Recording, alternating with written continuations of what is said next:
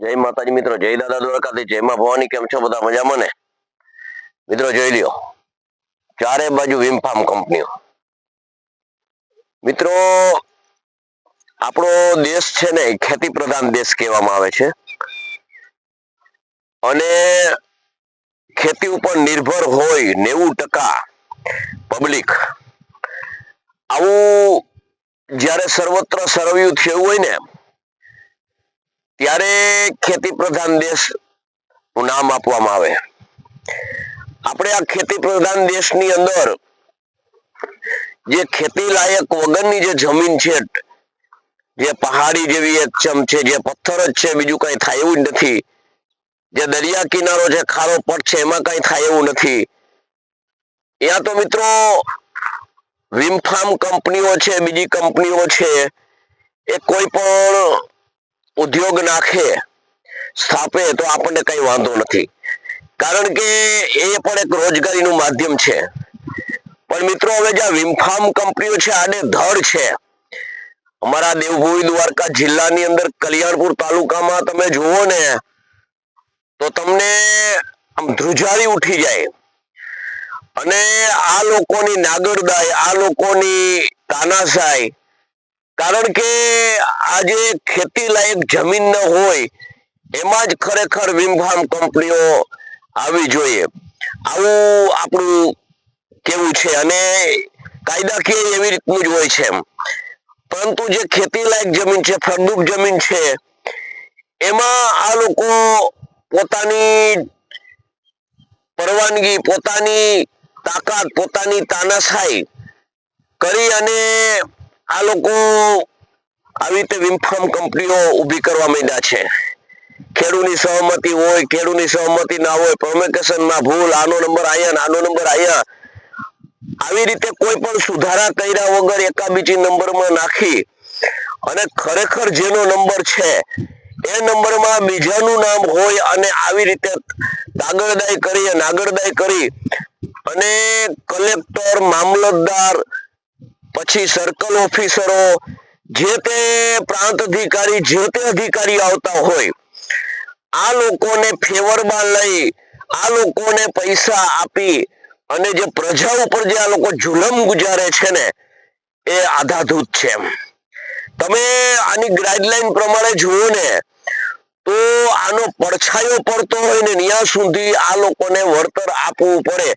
એના બદલે 140 ફૂટ, 10 ફૂટ જેના ખેતરમાં પાંખ ફરે છે, જેના માથેથી જે મેન્ટેનેશન કામ આમાં જ આ લોકોનું ચાલુ જ હોય, હવે આ ઉપરથી દહાની બોલથી ટૂંકમાં 200-250 ગ્રામથી નીચેનો એક બોલ ના આવે, આવા આ લોકોના જે સ્પેર પાર્ટો છે એ ધ્રુજારીના કારણે, વાઇબ્રેટના કારણે ઉપરથી ખરે અને નીચે ખેડૂતની જમીન હોય, ખેડૂતના પશુ બાંધા હોય, ખેડૂત પોતે કામ કરતા હોય, મજૂરો કામ કરતા હોય, અને વિચાર કરો માથેથી પડે તો દશા શું થાય?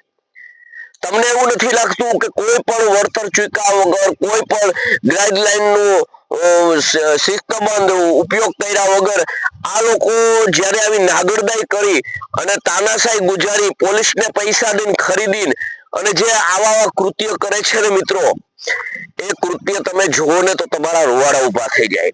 મારપીટ કરે છે, કોર્ટ કચેરીમાં જાય તો જજો પણ ખરીદાઈ જાય છે.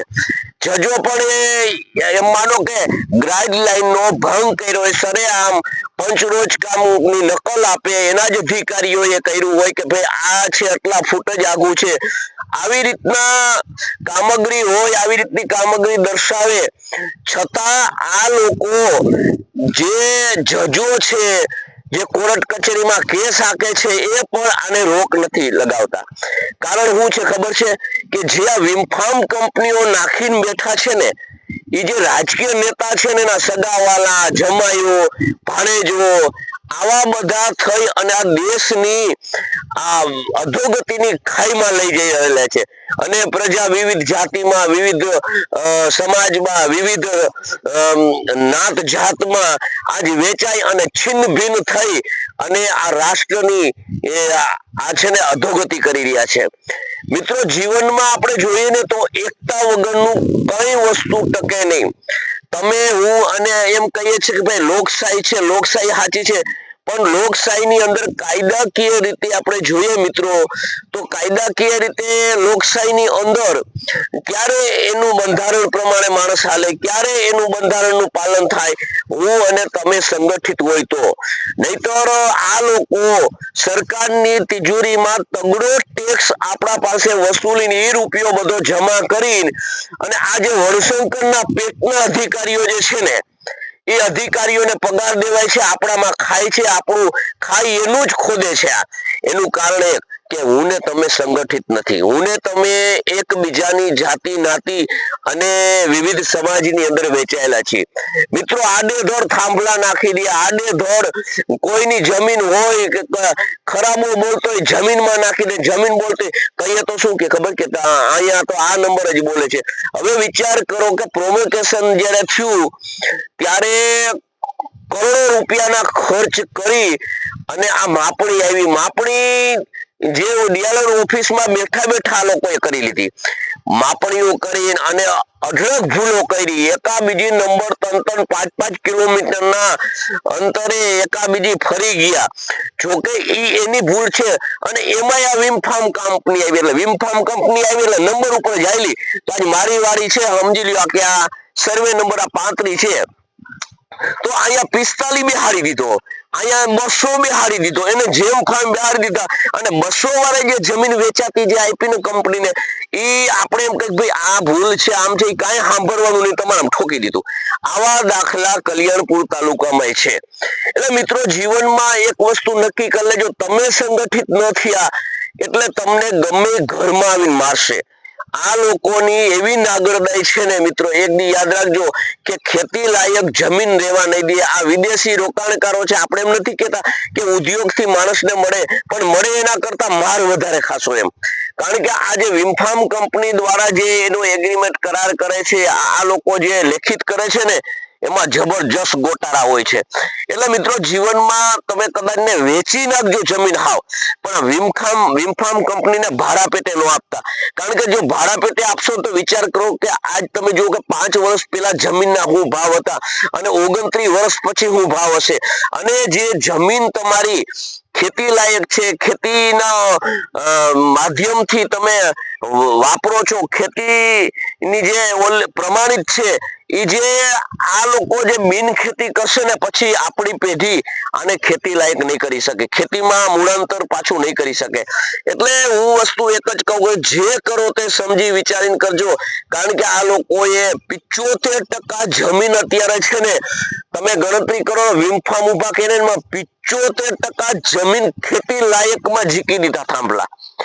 આ તો એકંદરે જોવી તો સરકારને અત્યારે ખબર નથી કે પૈસાની શું ભૂખ છે, પણ એક દિવસ સરકારને જ્યારે તકલીફ પડશે, સરકારને કાઢવું હોય ને તેથી આ લોકો નહીં નીકળે.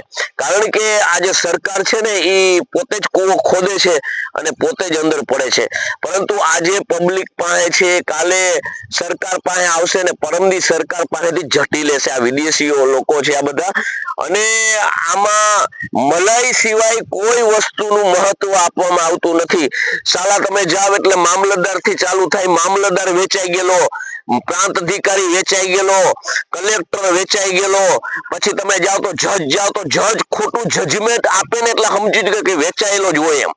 કારણ કે જેને પારદર્શકતાથી જો જોવો તમે એની ગાઈડલાઈન પ્રમાણે કલેક્ટર કે આ વસ્તુ કરે એટલે આટલામાં આ લાગુ ન પડે, છતાં એ સાંભળવામાં નથી આવતું, પંચરોજ કામ સાંભળવામાં નથી આવતો, ખોટી એકાબીજી દલીલું કરે, ખોટું ઓલું કરે અને તમને એમ અહીંથી કેસ કાઢી નાખે એમ કે આગળની કોર્ટમાં જાઓ. તો આગળની કોર્ટમાં તમે જાઓ એટલે પછી આગલી કોર્ટમાં કાઢે એટલે ઓટોમેટિક તમે થાકી જાઓ. એટલે આ લોકો એકાબીજી ઠકોડાવવા માટે જ કરે છે. પણ જજ ખોટું જજમેન્ટ દેતો હોય ને તો જજને લાગુ પડે, ઘર ભેગી નો થઈ જવો જોઈએ. જજે તે જજ કઈ આપણો બાપ નથી, એને કાયદા પ્રમાણે અનુસરવું પડે. તો આ જજ આવું કે ખોટું જજમેન્ટ આપે તો જજને કઈ કાર્યવાહી નહીં, વહાં જાય તો હાઈકોર્ટમાં આ જજના ત્યાં મૂકે જજમેન્ટ, એટલે જેવો તેવો ખખડાવે ને ઘર ભેગી નો થઈ જવો જોઈએ, એને પણ સજા થવી જોઈએ. આવી રીતનું હોય ને તો એ બંધારણનું મિત્રો પાલન કહેવાય. તો બાબા સાહેબ આંબેડકરના બંધારણ પ્રમાણે આપણે હાયલા કહેવાય. આ તો બાપની ધોરાજી ઘોડે હાલવું છે બધાને. અને એકાબીજી ગામમાં એવા 5-7 ચોવટિયાઓ ચંડાર ચોકડીને ભેગા કરી લઈએ એટલે એ લોકો એના બની જાય અને આ વસ્તુ બધું થઈએ રાખે. એટલે મિત્રો જીવનની અંદર તમે એક વસ્તુ નક્કી કરી લેજો કે આજ તમે તમારાને મારો છો ને એ કાલ તમને મારશે ને ત્યારે તમને કોઈ બચાવવાનું નહીં હોય. એટલે જે વિમફાર્મ કંપની છે ને એ બેફામ અત્યારે તમે જુઓ ને એવી નાગરદાઈ છે. અત્યારે કોઈ પણ કેસ એવા આવે છે ને એના નથી જજમેન્ટ આવતા, નથી કોઈ ન્યાય મળતો, લાંબુ આ લોકો કરતા જાય છે. પણ યાદ રાખજો આ લાંબુ એક દી તમને જ લાંબા ન કરી દે ને તો નરેન્દ્રભાઈ મોદી તમે યાદ રાખજો જે તમે આ ધજાગરા અને ભૂપેન્દ્રભાઈ પટેલ હાથગાંઠ કરી કરો છો ને, આ જે તમે આવો જે પૈસો ભેગો કરીને તમારી પ્રજાને આપશો ને એ તમારી પ્રજા પણ એ પૈસામાં જ દટાવવાની છે. તમારી પ્રજા પણ રહેવાની નથી અને તમે પણ રહેવાના નથી. અમારું જે થવું એ થશે પણ યાદ રાખજો અમારાથી બહેતર હાલત તમારી થવાની છે. જય માતાજી, જય દાદા દ્વારકાથી, જય માં ભવાની.